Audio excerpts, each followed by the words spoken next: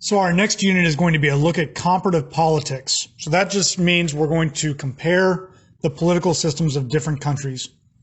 Now, the first one we're going to take a look at is monarchies, but before we can look into monarchies, we're going to look at the political spectrum. Now, the political spectrum is the range of... Okay, for this next slide, monarchy, we're going to move through this fairly quickly. What is true of absolute monarchies? We know that in absolute monarchies, the king, queen, or emperor has complete and total control of everything that occurs inside the state. Whatever their word is the law. So they can rule what we call arbitrarily, which means that if they're in a bad mood one day, they can say whatever they want, and whatever they say that day becomes law. What did Louis XIV have to say about his relationship with the state? Louis XIV, and I'm going to paraphrase this, pardon my French here, je suis l'État, et l'État c'est moi. And what that means is, I am the state, and the state is me. And so he is literally saying that the state of France is the king, and that the king is the state of France. Forget about the other government institutions, forget about the people, forget about the culture. He is the state. And that gives you some sense of how they felt and how they viewed themselves. Now, in monarchies, power is often transferred within a family line or a familial line. Usually it's a paternalistic one. So if we look at the English line, we rarely see queens in England. What we generally tend to see is the ruling monarch is a king. So we currently have Queen Elizabeth II. If she ever gives up power or when she dies, her power will be passed on to her oldest son, who is currently Prince Charles. Then once Prince Charles gives up power or dies, then it will move on to his oldest son, who is Prince William. Then once Prince William dies, it would move on to his son, I believe it's George, Prince George. And so you can see that the line follows the oldest son. This is what we call primogeniture.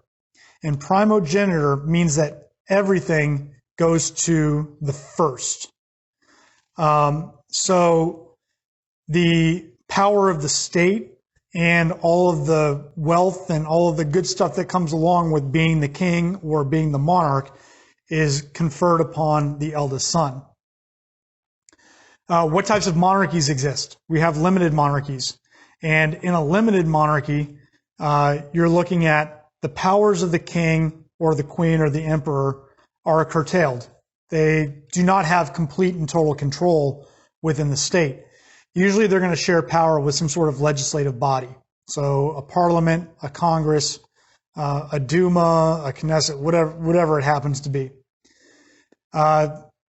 You have constitutional monarchies, which means that the powers of the king are limited by the Constitution. You also have a parliamentary monarchy, which means that the powers are shared with the parliament. Now, technically, you could have a constitutional parliamentary monarchy. I believe England actually, or Great Britain, or the United Kingdom actually fits that bill. Now, remember that in English history, they started moving away from absolutism back in 1215. With the signing of the Magna Carta. And what this did was it took powers away from King John. He could no longer tax his barons whenever he wanted to. He had to recognize that his barons had some rights. And once the barons got rights, that led the way to the common man eventually gaining rights as well. So we had Magna Carta and the English Bill of Rights. In the United States, we have generally looked at monarchies as a bad form of government. We generally look upon them with disdain, because, well, we fought a war against a monarchy in order to break away from it. The question is, can monarchies be good? I would say that the answer is yes. Monarchies can absolutely be good, but it's going to depend on the monarch. I would argue that the best form of government would be the benevolent monarchy. The problem is, you don't necessarily know that you're going to get a benevolent monarch or a good monarch who takes into account all of his people's needs or rights, in fact. So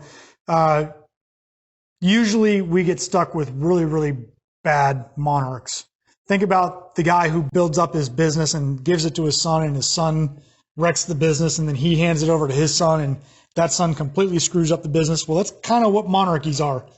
You might have a good one here, but then he gives it over to his son who might not be so good, and then he gives it over to his son who might be even worse.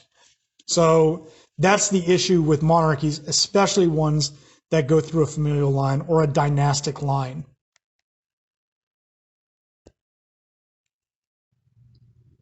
Okay, over the next 3 slides, you've been given examples of absolute and limited monarchies and the heads of government. So you want to know each of these people, and you want to be able to match them to their picture as well as to their country. So we have King Salman of Saudi Arabia, King Mohammed VI of Morocco. I'm not even going to attempt the Thai guy's name, but you want to know him. Then moving on, we've got Boris Johnson, who is the Prime Minister of the UK, Justin Trudeau, who is the Prime Minister of Canada, and then Scott Morrison, who is the Prime Minister of Australia. And then the new Prime Minister of Japan is Yoshihide Suga. So you do want to know all of those names and be able to match them to both their country and to their photo.